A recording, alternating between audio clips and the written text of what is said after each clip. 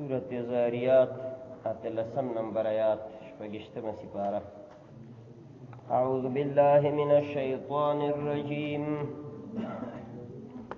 بسم الله الرحمن الرحيم. وفي أموالهم حق للسائل والمحروم وفي الأرض آيات للموقنين وفي أنفسكم أفلا تبصرون وفي السماء رزقكم وما توعدون فورب السماء والأرض إنه لحق مثل ما أنكم تنطقون.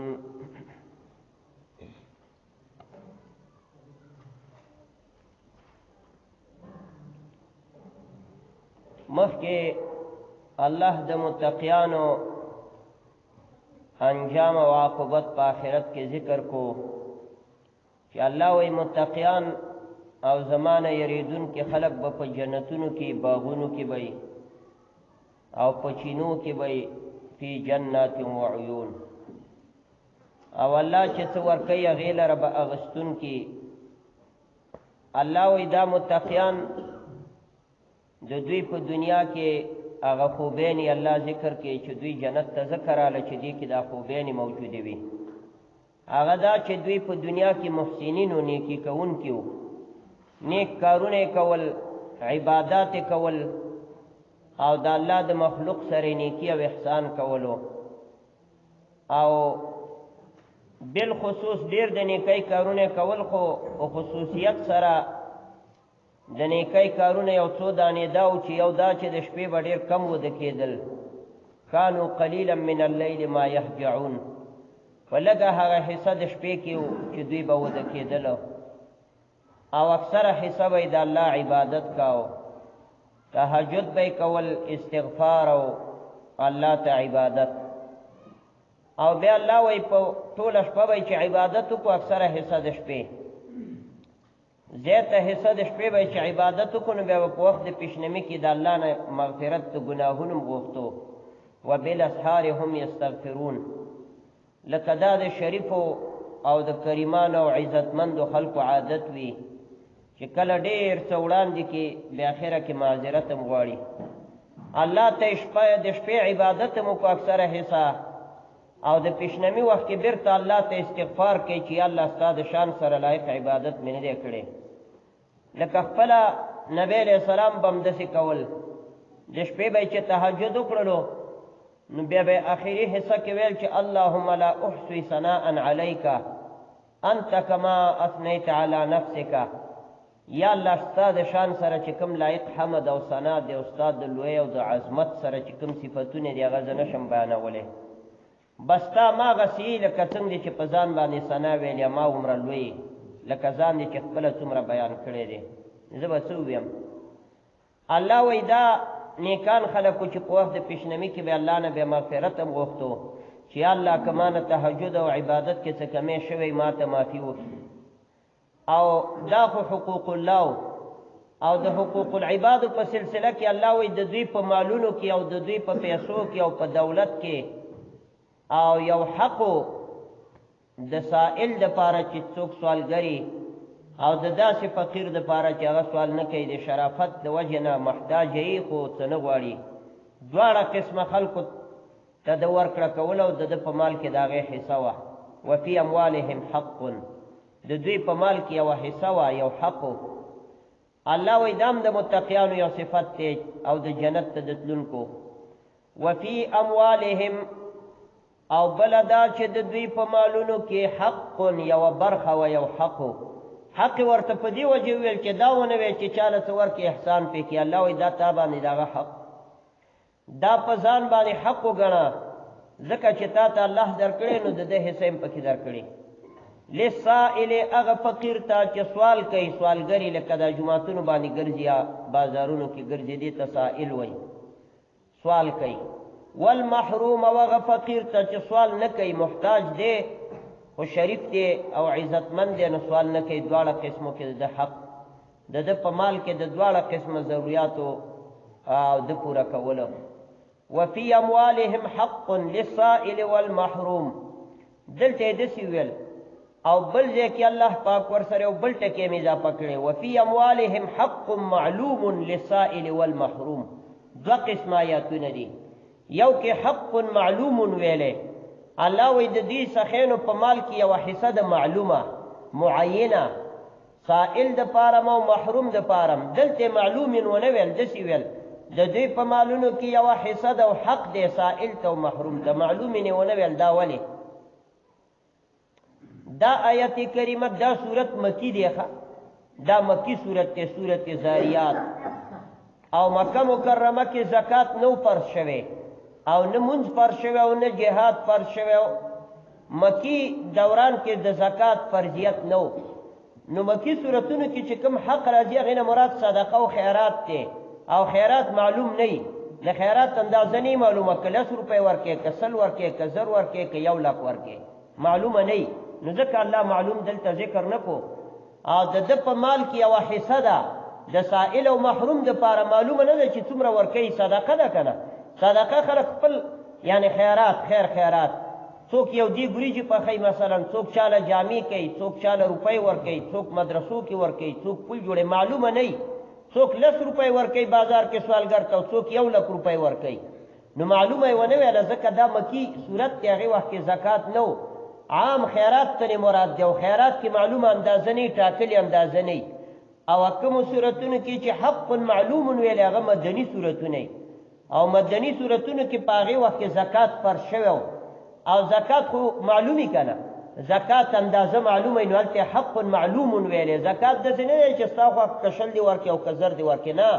ټاکلي اندازه به ورکه په نغدو کې په سرو زرو کې په سپینو زرو کې به څلوېختمه حصہ ورکه او د پټي په مال کې چې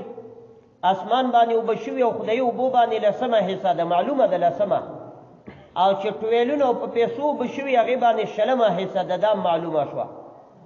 او دارنګي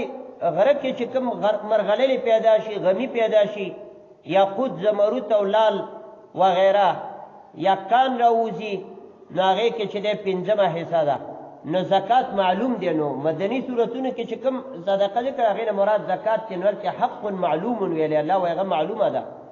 او سرسیم معلومه ده زکات معلوم دی او کوم چې عام صدقات او خیراتونه دی هغه معلوم نه دي بس چې څوک څومره ورکه خپل خوا فائدہ نو ځکه دې صورت کې ورسره معلوم نه ویل دا مکی صورت. وفي اموالهم او د دې متقیان خلق په مالونو کې حق یو حصہ ده حق دی للسائل دغه فقیر د پاره چې سوال کوي والمحروم او دغه فقیر د پاره چې سوال نه کوي او محتاج دی او ته معلوم دی چې دا ضرورت لري او د خپل شرافت په بنیاد باندې سوال نه کوي داغه تم ورکړه کوا. او د سوالګر پر رابطه نبی علیہ السلام مبارک فرمایي چې تا ته په اسبانه سورم راشینو بینوای م پرې دا ورته ورکوا دې ته مګوره چې دا حقدار دی کنه دی. او اگر چې سوال کول لوی ګناه ده د مخلوق نه سوال کول. او مشکات شریف کې حدیث ته د عرفات په ورځ باندې یو سوالګر راغی په میدان د عرفات کې او صحابه کرام هم دی وخت کې وڅناس سوال کو حضرت علی کرم الله وجهه دم په عرفات کې ولاړو غلام تی وی لاړو یو دوره چې دا سوالګر یو څو دوری وامه چا ولی حضرت امیر المؤمنین ولی وې د عرفات په ورځ د عرفات په میدان کې د مخلوق نه سوال کې دومره ذلیل دی په دغه مقام کې خالق نه وغواړي چې سم دی مالدارم کې هر څه درته درکې نو مخلوق خو به ولزګون درکې او ځه په 10 روپو خو څوک نه مړیږي. دومره لوی میدان د عرفات او دومره لوی ورځ په صدق دل سره د الله نه وغواړي دومره دنیا به درکې چې به سنبالول هم نشي الله به در باندې خزانه را خلاصي نو الله تتم خدا الله نه چوغوارم د مخلوق الله واسطه یو درک درته الله جوړ او مخلوق نه چغواړي نو بیکار خراب د خالق نه غوښته خدا. نبی رسول الله زکه خپل د ترزوی ته وی عبد الله ابن عباس ته چې په دې وخت کې دا وړو کې ماشوم ورته وی یا بنیا اذا سالت فاسال الله واذا استعنت فاستعن بالله. بچیا چې کله ته غواړې نو د الله نه غواړو چې کومک غواړې مرسته غواړې د الله نه غواړه. او وفي انفسها للسائل والمحروم وفي الارض آیات للموقنین. اوس الله د خپل قدرت هغه نشانې ذکر کوي نه منونکو د آخرت لپاره د بعث بعد الموت نه چې څوک انکار کوي او دا وای چې الله به څنګه مړی را ژوندې کوي یو ور کې انسان مړ شي څنګه به ژوندې کیږي الله وی راشه په دې ځمکه کې زما د قدرت نشانې شته اسمان خو ډیر لري دی تنور رسیږي ځمکه باندې خو 4 ساعته ګرځي را ګرځي په دې ځمکه کې وګوره دا ولی مې روانې کړي سیندونه باغونه او دارنګې حبوبات او دانې را زرغونه کومه او روزمره ته دا تماشې کې زما د قدرت په دې ځمکه باندې وفي الارض او په ځمکه کې آیاتن د الله د قدرت نشانې دي للموقنین یقین کوونکو د پاره چې څوک ایمان او یقین لري الله وایي که ځمکه هم درنه لري یو څو لشتې درنه لري د راشه خپل ځان کې سوچ وکړه په خپل بدن کې فکر وکړه ستا په ځان کې وفي انفسکم او ستاسې په ځانونو کې د الله د قدرت نشانې شته افلا تبصرون تاسې ولې نظر نه کوئ ولې نه ګورې ځان ته ته سوچ وکړه اوله کې څه شی وي او کومو اطوارو نه ته راتېر شوی په کومو مراحلو باندې ته راغلی څومره مراحل دې طی کړي دي او رحم د مور کې او مختلف قسمه من نطفة ثم من علقة ثم من مضغة مخلقة وغير مخلقة اول نطفه وی بیا علقه شوی بیا مضغه شوی او لنبين لكم ونقر في الارحام ما نشاء الى اجل مسمى ثم نخرجكم طفلا بیا دې دنیا ته طفل راوتي وړوکی ماشوم راوتي او بیا ځوان شوی او ثم لتكونوا شيوخا الله و اخره کې لاړې بوډا شولې سپینګیری شوی دې حال ته ورسېدې د کوم ځای نه را روان شوی وي ته وګوره د کوم ځای نه را روان شوی وي هغه د مور د ګېډې نه نظر پرې راواچوه او ثم لتكونوا شيوخا الله وی فمنكم من يرد الى ارذل العمر بعضې په تاسو کې به داسې عمر ته ورسېږي چې هغه ډېر رذیل عمري ارذل العمري دومره بوډا شي لکی لا یعلم من بعد علم شیئا چې د لوی پوهې نه وروسته به په هېڅ هم نه پوهېږي لوی پروفیسر به لوی جرګمار به یو وخت د نورو خلکو خبرې ورانې به یې جوړولې اوس غریب خپل عقل هم نه لري ماشومان ورپورې خاندي دې حال ته ورسېدې دا ټولې پیړۍ او سلسلات په تا را روان دي نو فی انفسکم ځان کې سوچ وکئ افلا تبصرون ولې نه ګورئ تاسې خپل ځان ته او بیا خپل بدن کې دا ګوتې وګوره دا بندونه وګوره د الله قدرت ته وګوره که نه دې نه ته درس د عبرت والا او په دې باندې پوه شه چې آخرت را روان دی الله به انسانان وژوندي کوي جهنم او جنت دا شته دې وجې نه یو وارې مدینې منورې ته د کفارو یو وفد راغی او هغه وخت کې په مدینه منوره باندې حکومت د چاو د یزید حکومت یزید ابن معاویه رضی الله تعالی عنه رضی الله عنه مې د پلار سره ویل معاویه صاحب سره ځکه یزید خو ظالم او جاهل فاسق انسانو خو پلار یې صحابیو امیر معاویه رضی الله تعالی عنه دا د نبی علیہ السلام او خیم دی د خور په نبی علیہ السلام واده و ام حبیبه معاویه صاحب د ابو سفیان او د هندي بیبي زوی دی پلار ابو سفیان مور هنده معاویه د نبی علیہ السلام د وحی کاتب دی یعنی قرآن به چې نازلېدلو کوم صحابو چې لیکلو په هغې کې امیر معاویه رضی الله تعالی عنه ام دی او نبی علیہ السلام ته د خور هم ناسته وه او اوچت صحابي دی خو د ده زوی یزید هغه مشهور ظالم چې کوم تیر شوی امام حسین صاحب سره چې ظلم کړی اهل بیتو سره دا یزید الله به لیونی کړلو او مړ شو او مسلمان دی عقیده د ایمان ورسره وه خو فاسق غوندې مسلمان لوچک لوپر انسانو د ده یو زوی خالد بن یزید هغه خالد ډېر دینداره انسانو پرهیزګار او ډېر لوی عاقل انسانو ډېر لوی فیلسوف د اسلامو الله ورته ماشومتوب کې ډېره غټه پوهه ورکړې وه او دلایل به یې د کفارو سره ویل او خالد بن یزید او دا به د نبی علیہ السلام د اهل بیتو سره ډېر محبت مو او د پلار نه عبرت واغست ځکه پلار یې اهل بیتو امام حسین صاحب سره ظلم وکړو الله لیونی نو خالد بن یزید ماشوم په دا د کفارو وفد چې مدینې منورې ته راغی د یزید حکومت او د کفارو لوی وفد و غټ غټ افسران پکې وو وزیران پکې وو د یزید دربار کې چې کېناست نو وی ویله چې آیا ستاسو علما د اسلام شته دلته زموږ په اسلام باندې یو څو اشتباهات دي او زموږ یو څو ملاحظات او اعتراضونه دي چې د هغې جوابونه موږ ته راکړي علما یې ورته راجمع کړي یزید او دربار کې ناستو دا د یهودو عالمانو وایي خلک ویل ستاسو څه اعتراض دی په اسلام باندې ویل زمونږ یو دا اعتراض دی چې ستاسو پیغمبر ویلی دی او ستاسو قرآن کریم کتاب ویلی چې په جنت کې 4 ولی دي ا د 4 ولو ذکر خو سوره محمد کې تیر شو فيها انهار من ماء غیر آسن یو د تازه اوبو ولی دي پکې چې هغه بوی یعنی کېږي نه یخ صفا اوبو او یو د شودو ولی دي ار کور ته به یو والد شودو را تیرې تک سپینه او واله به د سرو زرو د سپینو زرو باندې جوړه شوې والی او هغې کې به 4 ساعته شوده روانې خواږه ښایسته او من لبن لم يتغیر طعمه داسې شوده به چې خوند کې به تغیر نه راځي او بله واله به د شرابو به من خمر لذة للشاربین چې څوک اسکي خوند به ورکوي او بله واله به من عسل مصفا پاکیزه شات پاک خالص شات او حدیث کې راځي دا 4 واړه ولی د یو ځای نه سرچشمه اخلي یو ځای نه راوځي بیا سره جلا کېږي یو د شودو داسې روانه ده د شاتو داسې روانه ده د اوبو داسې روانه ده او اصلي منبع او سرچشمه چې د هغه یوه ده نو دې د یهودو عالم ویل چې دا څنګه کیدی شي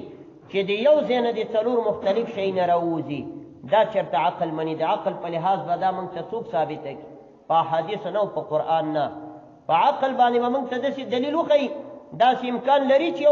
یو سوری د هغې نه 4 مختلف شی نه راوځي او د شودو واله ده او د شاتو واله ده دنیا کې آیا د دې څه نظیر او څه مثال شته علما حیران شو لږ غلي شو دغه خالد بن یزید لوبې کولې د یزید زوی دی دا لوبې کوي ماشومانو سره دې سوال ته متوجه شو ډېر عاقل انسانو دی راغی وایي دا څه وایي دا علما څه وایي دا یهودیانو دا بمبران دا پادرین ویل دا وایي که نه هغه ورته لاو د دې مثال خو دې دنیا کې شته داسې یو مثال درته نه ښیم چې ولا ورشه عربستان له ورشه امریکې له ورشه پلاني ځای کې د شی دی داسې مثال درته ښیم چې تا سره هم شته ده سره هم شته ده سره هم ده سره هم هر چا سره شته ویل ګوره دا یو کوپړی دی یو سر دی الله پاک تنې 4 ولی را بیلې کړي هر یو بیل بیل کار کوي دا پوزه بویول کوي ښایسته بوی او خراب بوی په نیم منټ کې معلوموي لیدل نه کوي په پوزه څوک ګوري نه خوند نه معلوموي چې خوږ دی که تریخ دی غږ پې څوک نه اوري خو بوی پې معلوموي ښه بوی او د دې ډیپټي دا ده الله پوزې ته دا وظیفه ورکړي چې دا ښایسته بوی معلوموي او خراب بوی معلوموي په ان فن چې کوټې له څنګ نه ننوځي وی ولا دې ځای کې عطر دی یا کشمالو دی یا خراب بوی دی چې مردار شوی دی خلک وایي که نه دا یو او همدې سر کې کوپړی کې سترګې دي دا سترګې شی نه ګوري دا غږ نه اوري بوی نشي معلومولی لیدل کوي ښایسته رنګونه ګوري دنیا ګوري نظاري او ننداري ګوري دا پوز هم سرچشمه د سر نه اخلي او دا سترګې هم سرچشمه د سر نه اخلي او همدې سر نه یو بله چینه راوتلي چې غوږونه دي دا به غږونه اوري ښایسته غږ خراب غږ تیز غږ په غوږ باندې څوک لیدل نه کوي بویول پې نه کوي خوند پې نه معلوموي خو غږ پې اوري اوازونه لرې ځای کې غږ وشي میرانو کلي کې دې کې الله مقناطیسي کشش ایښی دی دې کې پلید عصبتین مفروشتین زموږ د حکمت کتابونو کې وایي دا سترګو له چې کوم راغلي داسې 2 پلید د 2 دالینو منقلبینو په شکل لکه دال چې داسې مو لیکي او دال داسې بغدادي سپار کې او د دواړو شاګانې یو بل ته واوړي نو زموږ د طب کتابونو کې وایي په شان د دالینو منقلبینو چې د یو شا بل ته واړې داسې دا پلې د مغزو نه راغلي د سترګو ته بېرته داسې ورماتې شوي دي نو دا سترګو غوږونو ته هم دا پټې د مغزو نه راغلي دي او بل په دې 4مه چینه په سر کې چې د هغه د قوی ذایقې ده خوند معلومول دا ژبه دې باندې خوږ او تریخ معلومیږي په ژبه غږ نه اورېدل کېږي څوک پې لیدل کېږي نه بوی نه معلوموي خو چې شی پې کېږي مالګه هم معلوموي تریخ هم معلوموي خوږ هم معلوموي نو ګوره دې ته قوی سامعه وایي د اورېدلو قوت دې ته قوی باصره وایي د لیدلو قوت دې پوزې ته قوی شامه وایي د بوی قوت او دې ژبې ته قوی ذایقه وایي نو ذایقه شامه باصره سامعه 4 قوتونه دي 4 چینې د یو منبع نه راوتلي یو دماغ دی الله ته 4 چینې راایستلي دي یو باندې لیدل کوي بل باندې اورېدل کوي بل باندې بویول کوي بل باندې خوند معلوموي نو 4 واړه چینې د یو ځای نه سرچشمه اخلي چې دا کوپړی راوسپړې ټولې دماغو ته ورتېرې شوي دي نو الله په جنت کې هم کولی چې یو سوري نه 4 چینې په یو ځای راوباسي ویل داسې مثال مې درته وښود چې د هر چا سره دا مثال شته چې ګرځې را ګرځې دا کوپړی در پورې ده او هر ځای کې دا معلومات پرې کولی شي. هغه یهود حیران شو چې دا څنګه ماشوم دی، دا خو نقد مثال راته وښودلو. وایي ستاسو پیغمبر ویلي چې جنتیان به په جنت کې خوراک کوي، څکل به کوي او په وخت به دومره خوراکونه کوي چې حساب یې نه دی معلوم، او دسمات یې به نه خولې به تې لاړې شي، هر څه به هضم شي. د دې څه مثال کېدی شي د عقل په لحاظ. خالد ورته ویل او کېدی شي که نه. وایي دا ماشوم چې د مور په ګېډه کې، ورته ویل تاسو چې د مور په ګېډه کې وایي څلورمه میاشت باندې ماشوم ساه واخلي حرکت کې راشي، شپږ میاشتې د مور په ګېډه کې دا حرکت کوي، دا خوراک کوي د الله په قدرت، خو د خولې د لارې نه کوي، د نامه په لار باندې او ورتېري او هغه خوراک کوي، شپږ میاشتې خوراک کوي. او هغه ورته ویلو چې دا جنتیان او دسمات یې نه کوي، دا څنګه کېدی شي؟ ویل ماشوم په ګېډه کې د مور ګېډه کې او دسمات یې کوي، نه کوي که نه. شپږ میاشتې خوراک کوي خو او دسمات یې نه کوي. الله رب العزت هغه ازمایي په خپل قدرت کامله سره، څنګه چې الله پاک ته مناسب ښکاري هغې طریقې سره خوراک ورکوي. ګېډه د ماشوم مړه ده، خوراک ورته وررسېږي، غټېږي، نشو او نیمه اخلي، اول وړوکی بې غټېږي، تر شپږ میاشتو پورې نشو او نیمه او غټېدل اخلي، خوراک وررسېږي، لیکن او دسمات یې د مور په ګېډه کې نه کوي. نو دغسې جنت کې به الله بندوبست کړی دی. څه نور سوالونه یې وکړه، ماشوم ورته جوابونه ورکړه، بیا هغوی کې اکثرو ایمان راوړلو. نو الله رب العزت وایي ستاسې په بدن کې ته وګوره، دا خو څلور حواس دې ته، څلور حواس دا دي. یو پنځم حسم شته دی چې هغې ته حس لامسه وایي، هغه په ټول بدن کې خور اور دی، خور اور دی. لکه حس لامسه دا مطلب چې دا اور له لاس ویسي ویې سوځوي، دا معلومات کوي. واورې له چې ویسي یخې کي، برق ته چې ویسي شاټ ورکي، نو دا صرف لاس پورې منحصره نه ده، دا قوت د ګرمایش او د یخوالي معلومول دا په غوږ کې شته، سترګه کې شته، لاس کې شته، دا په ټول بدن کې خور اور دی. دا پنځه حواس خمسه د حکمت کتابونو کې راغستي. ځینې حکما او فلاسفه او شپږم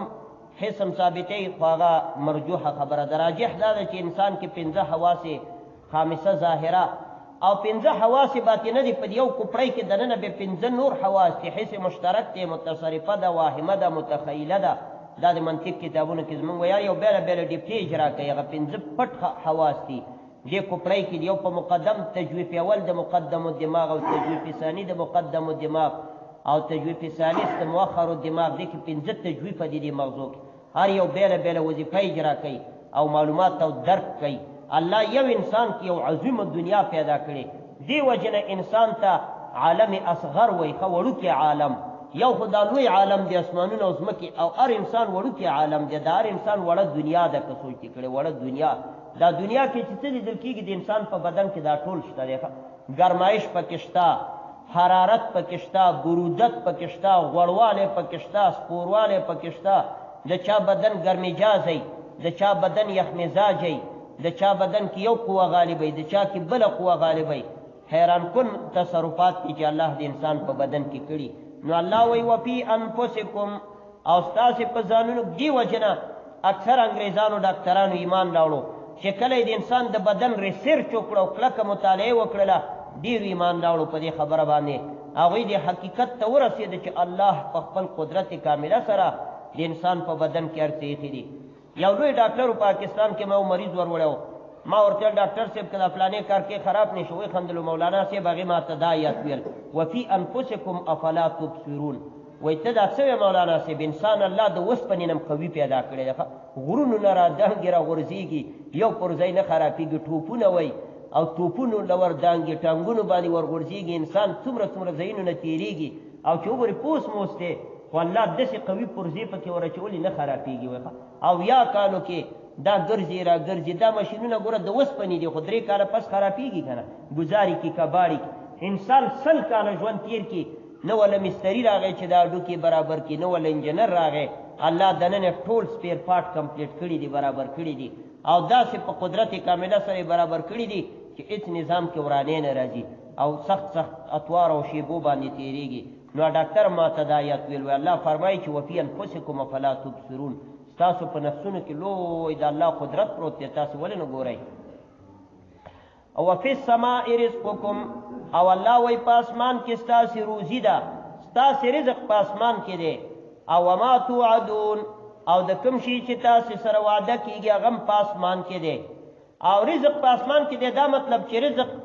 دا مقرر دی په لوح محفوظ کې فیصله کیږي او لوح محفوظ په اسمان کې دی لوح محفوظ دا یو لوی دفتر دی د الله د فیصلو د وواړه اسمانونو نه بره دا یو لوی دفتر دی او هغې باندې ملایکې الله مقررې کړي دي خپلې ملایکې دي او هغوی پکې تغییر و تبدیل کوي قلمونه ورسره دي هغې کې الله پاک ملایکو ته ولیکئ سکال د دې لیلة القدر په شپه باندې هغې کې فیصلې کېږي انا انزلناه فی لیلة مبارکة انا کنا فیها یفرق کل امر حکیم په دغه شپه باندې فیصله کېږي د ټول د حکمت کارونو الله وایي فیها یفرق کل امر حکیم په دې مبارکه شپه باندې فیصله کېږي د هر یو با حکمته کار امر من عندنا چې دا فیصلې زمونږ د طرف نه دي الله وایي نو په دې شپه باندې الله ملایکو ته وایي ولیکئ دا پلانې راتلونکي کاله پورې دا مړ ولیکئ دا به راتلونکي لیلة القدر ته نه رسېږي والله اعلم څه کال لیلة القدر کې به په دې ناس مجلس کې په چا باندې فیصله د اختتام شوي چې راتلونکي کال له به نه رسېږي منځامنځ کې به ځي او دا پلانې یا الله وایي دا به رسېږي د ټولې نړۍ د انسانانو یکایک ټولې فیصلې کېږي راتلونکي کاله پورې د ده دومره غله ولیکه د ده دومره رزق ولیکه د ده دومره هر څومره منډې چې وایي دغه به خورې دې نه ډېرې نه د ده باره کې واده ولیکه د ده باره کې دا به داسې کېږي دا به هغسې کېږي دا به داسې د ټولې نړۍ فیصلې په دې یو شپه باندې فیها یفرق کل امر حکیم نو الله وایي ستاسو رزق اسمان کې دی مطلب دا چې فیصلې بره دي فیصلې بره دي رسول الله صلی الله علیه وسلم ته صحابه کرام راله ورته یا رسول الله نرخونه قیمتش دکانداران نرخونه ډېر جګ او د 10 روپو شی په 20 خرڅوي دوی ته څه هدایت وفرمایا نبی علیہ السلام مبارک ورته فرمایل ان الله هو الرازق الخافض الباسط الله پاک رزق ورکوونکی دی الله پراخیم راولي تنګیم راولي نرخونه جګی نرخونه ټیټی دا ټول د هغه په لاس کې دي چا نه ګیلې مه کوئ زه نشم کولی چې خلک خفه کم دا بره نه فیصلې کېږي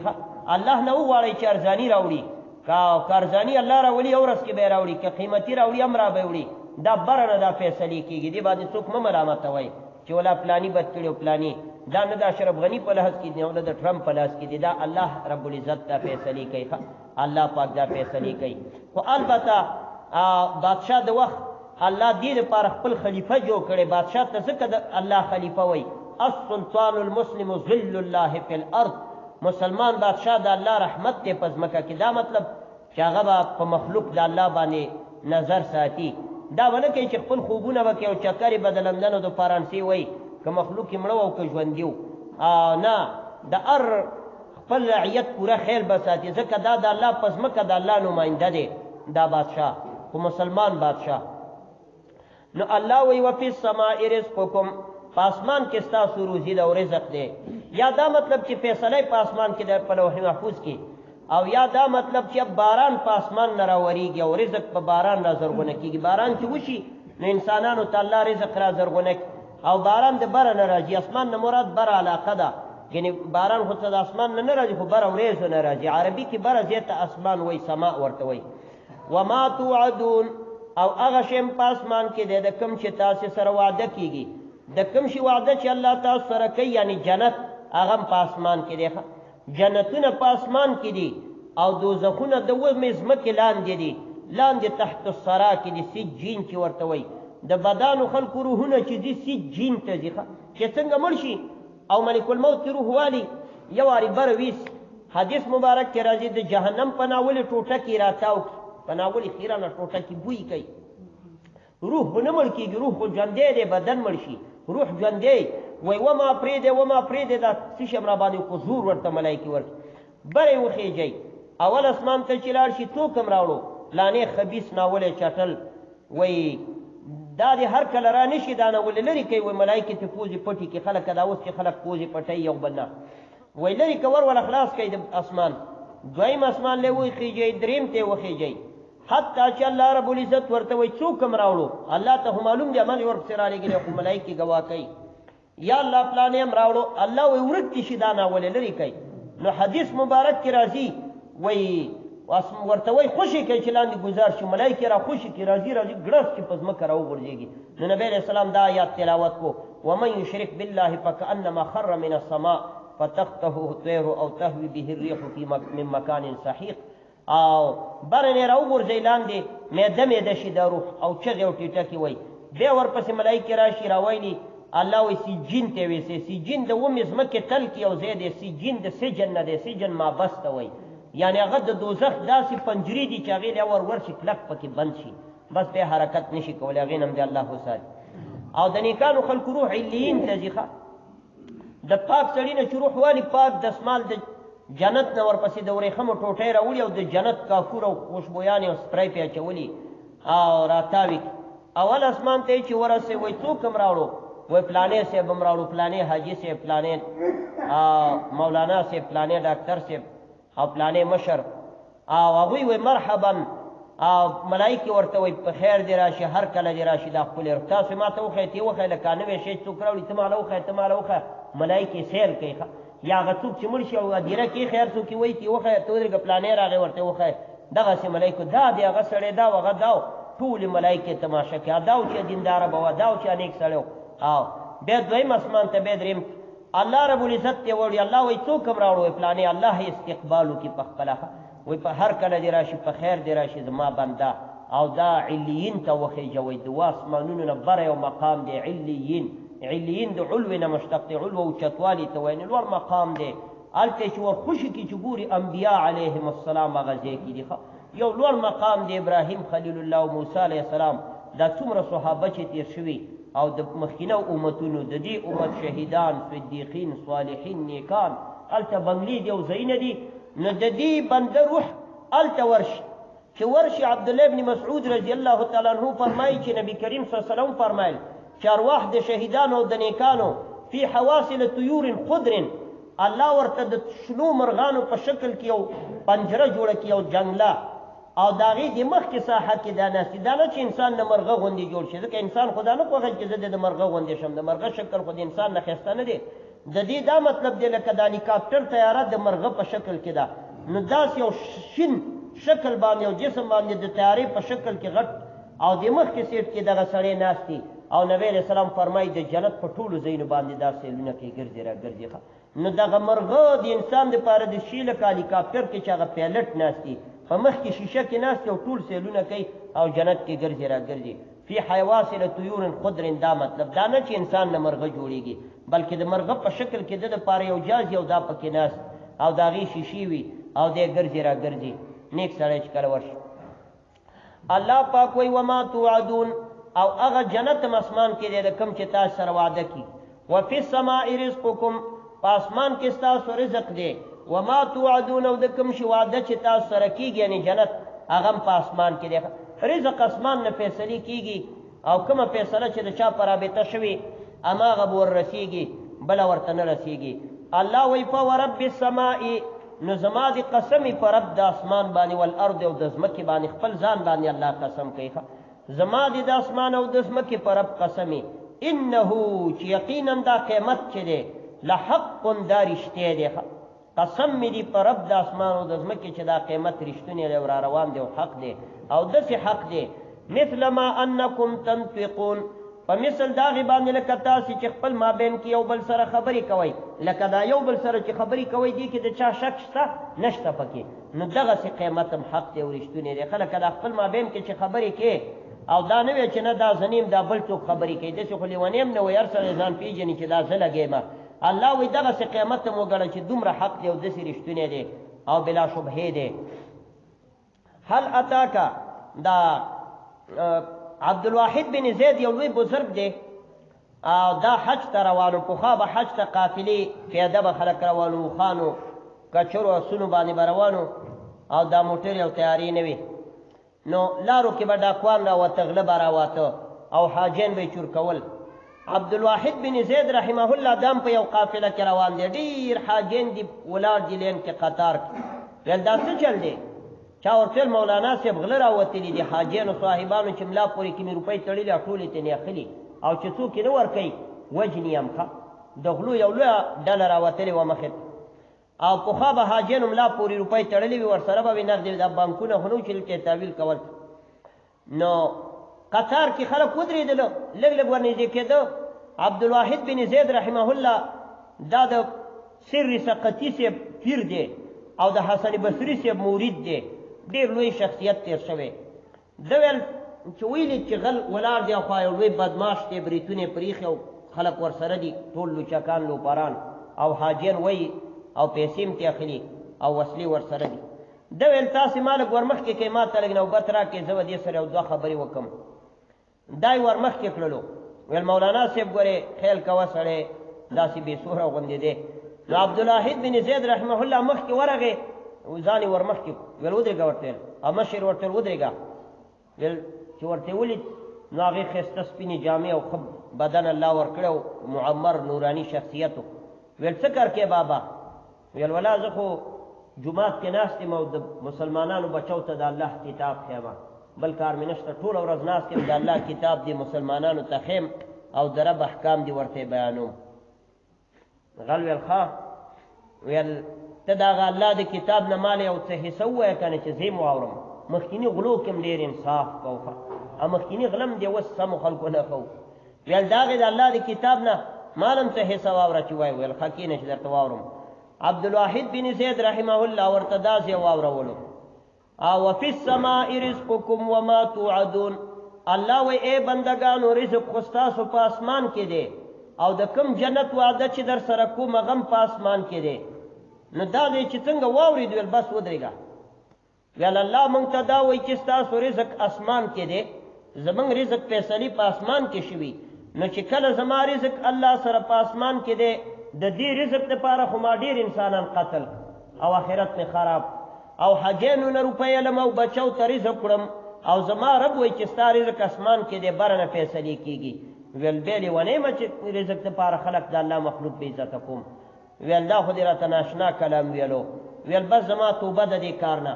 عبدالواحد بن زید رحمه الله د هغه به زړه څومره د اخلاص نه ډک ولی الله که نه د الله اولیا خو دومره وي چې د هغه په لیدو سره خلک ایمان راوړي او ډېر بدافعاله خلک د الله د اولیاو په لاس باندې کامل مؤمنان شوي دي. هغوی ته الله تقوا هم هغومره ورکړې وه. نو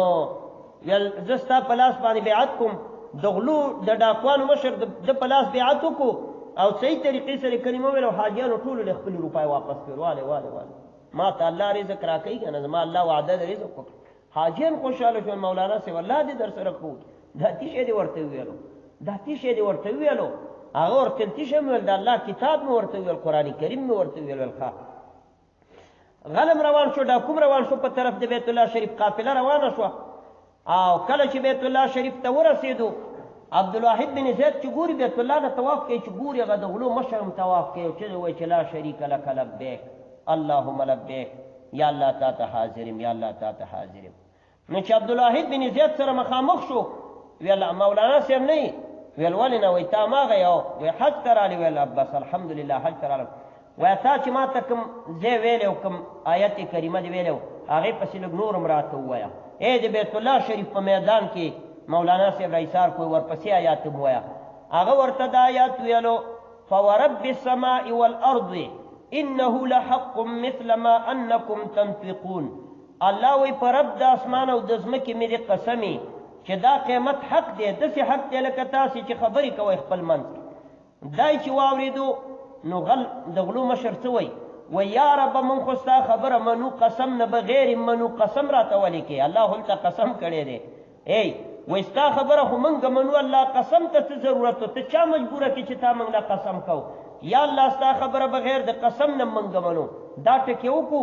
او غرض شو چې راوغورځېدو سړی چې راوغورځېدو عبدالواحد بن زید وایي چې ورنږدې شوم ورمنډه مې که چې ګورم څه چل دی نو سړي خپل روح الله جل جلاله ته سپارلی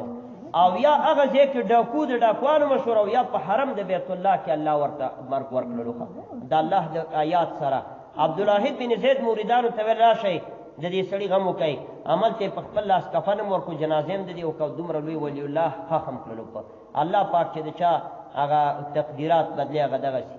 نو الله وی مثل ما انکم تنطقون لکه څنګه چې تاسې خپل مابین کې خبرې کوئ دغسې قیمت هم حق دی او را روان دی او په دې کې شک نشته. هل اتاک حدیث الضیف ابراهیم المکرمین. دا د ابراهیم علیه السلام د مېلمنو واقعه الله ذکر کوي. انشاءالله دا د روژې درس خو زمونږ د الله په توفیق سره دغه ځای پورې راورسېدو نو سبا خو جمعه ده درس نشته او بله ورځ الله عالم دی چې اختر به یا به روژه خو که روژه وه موږ به انشاءالله خپل درس وکړو او که بالفرض والتقدیر اختر و نو به عمل الله په خیر او عافیت سره راولي او دا تیرې روجې او دا روانې دي الله زموږ قبول او منظوري کړي او دا درسونه او تلاوتونه د ټولو مسلمانانو نو ان شاء الله به که روژه تیرم شو او بوزم شو نو موږ به د قرآن کریم درس کوو وخت به ورته ټاکو که د صبحي مانځه پسې هم کوو او که ماسپښین کې هم کوو که لږ کساني که ډېر کساني دا زموږ مقصود نه دی چې ډېر دي وي که یو کس یو که شل کساني او که سل کساني چې څومره ډېر کساني نو ان شاء الله فایده ډېرېږي او که لږ کساني هم الله دپاره درس دی موږ او تاسې کوو دا او زموږ مقصد چې دی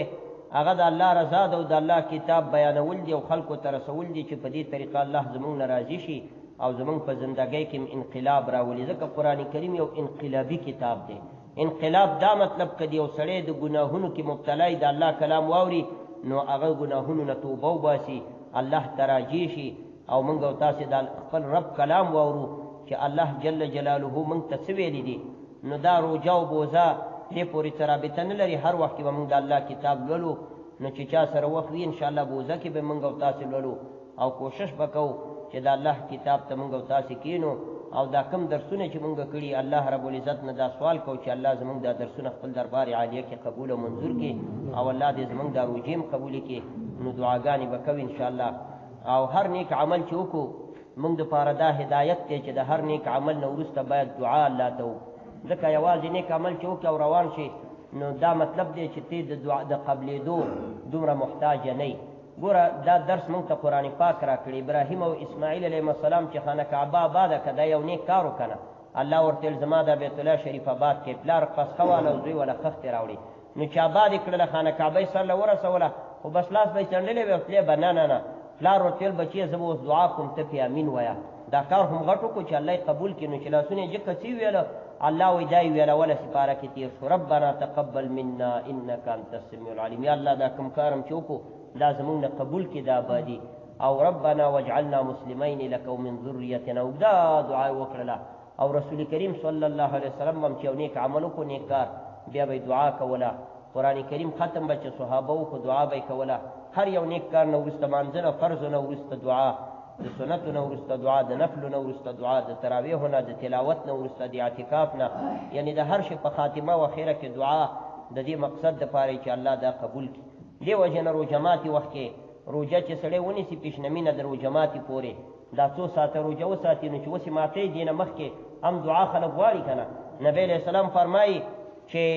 للصائم دعوة مستجابة عند فطره د روژهدار دپاره یوه قبوله شوې دعا په وخت د روژه ماتي کې شته یوه یې خامخا الله قبلوي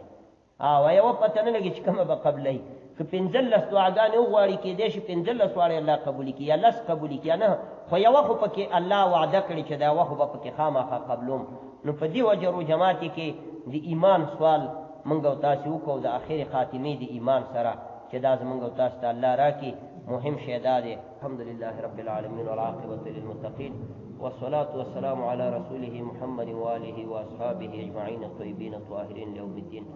اللهم صل على سيدنا ومولانا محمد صلاة تنجينا بها من جميع الأهوال والآفات وتقضي لنا بها جميع الحاجات وتطهرنا بها من جميع السيئات وترفعنا بها عندك أعلى الدرجات یا الله کریم زمونږ د قرآن کریم دا ترجمه او دا تفسیر خپل دربار کې قبول او منظور کړي کریم او رحیم خدای زمونږ دا روژې زمونږ دا تراویح زمونږ دا تلاوتونه د تراویحو ختمونه چې حافظانو وکړو او دارنګې مقامي او پیشنمي او روژه ماتي او صدقة الفطر او ټول عبادتونه خپل دربار کې قبول او منظور کړي الله رب العزت د ټول عالم اسلام نه قبول کړي الله د دې روژو په برکت باندې موږ ته اخره خاتمه په ایمان سره راکړي زمونږ اخره خاتمه د اعمال صالحو سره راکړي الله زمونږ په حال باندې رحم وکړي الله زمونږ دا ناسته خپل دربار کې قبول او منظوره کړي الله د عقل او علاقه په دین باندې ودان کړي الله زمونږ نارینه او زنانه دیندار او قرآن خوانه جوړ کړي الله زمونږ مریضانو ته شفای کامله ورکړي چې څومره مریضان دي ملګري دعا وغوښتې رضوان الله صاحب دې داسې نومې لیکلی نو هغه دعا غوښتي مریض دې دعا ورته وکړي چې الله شفای کامله ورته ورکړي الله د ټولو مریضانو سره روغ او جوړ او بې درده کړي که صحتیامو کې دي که هسپتالونو او شفاخانو کې دي که کورونو کې د الله ټول مریضان روغ کړي الله د دې کورونا مریضان هم روغ کړي الله موږ ته ترې حفاظت راکړي الله رب العزت د دې بختوري میاشتې په برکت باندې زمونږ په حال باندې رحم وکړي چې نور د حاضره جمع کې څه مریضان دي الله ټول روغ او جوړ او بې درده کړي الله د ټولو دنیا او د آخرت حوایج پوره کړي په ورځ د قیامت باندې ځان ته په سپین مخ باندې ودرې په ورځ د قیامت هم د نبی علیه السلام د بیرغ لاندې راجع کړي د نبی علیه السلام د حوض کوثر نه موږ سیراب کړي د نبی علیه السلام شفاعت زموږ په حق قبول کړي په ورځ د محشر باندې پور د دوزخ باندې رسوا او شرمنده مکړي الله د کفارو پورې موږ رسوا او شرمنده مکړي الله په ورځ د محشر باندې موږ ته د جهنم نه امان راکړي موږ ته د دوزخ او د عذابونو نه امان راکړي د خپل رحم او د کرم معامله را سره وکړي ته رحمان او رحیم او کریم ذات دغه مسلمانانو د اعتکافونه خپل دربار کې قبول او منظور کړي د اعتکافونو کې څومره تلاوتونه کړي ذکرونه کړي عبادتونه کړي الله دا قبول او منظور کړي زمونږ د دې ځوانانو او د دې سپینګیرو د بالخصوص د دې جماعت د معتکفینو او نورو جماعتونو کې په کل عالم اسلام کې څومره معتکفین اعتکاف ته ناست ټول قبول او منظور کړي د دې ټولو په برکت باندې په ورځ د محشر باندې ورته په جنتونو کې لوړ مقامات ورکړي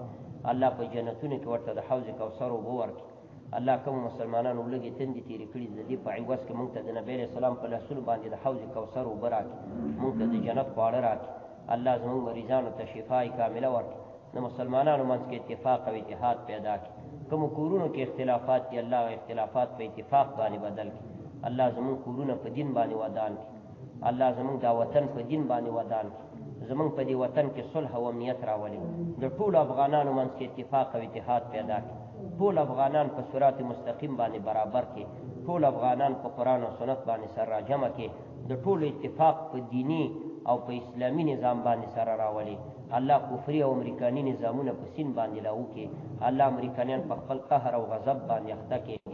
الله امریکایان او چینایان او هندوان او روسیان د ټول نړۍ کفار په وایرسونو اخته کړي الله مسلمانان د غم نه خلاص کړي الله د مردارین چې خوري سپي خوري ګندګین خوري چندخانی خوري الله دې ټول نو ورته وایرسونه جوړ کړي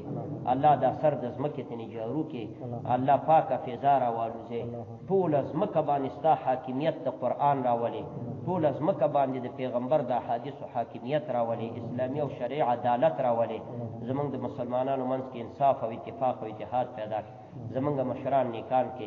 زمونږ افغانان رب العزت د مرګ او د قتل او قتال نه بچ وساتي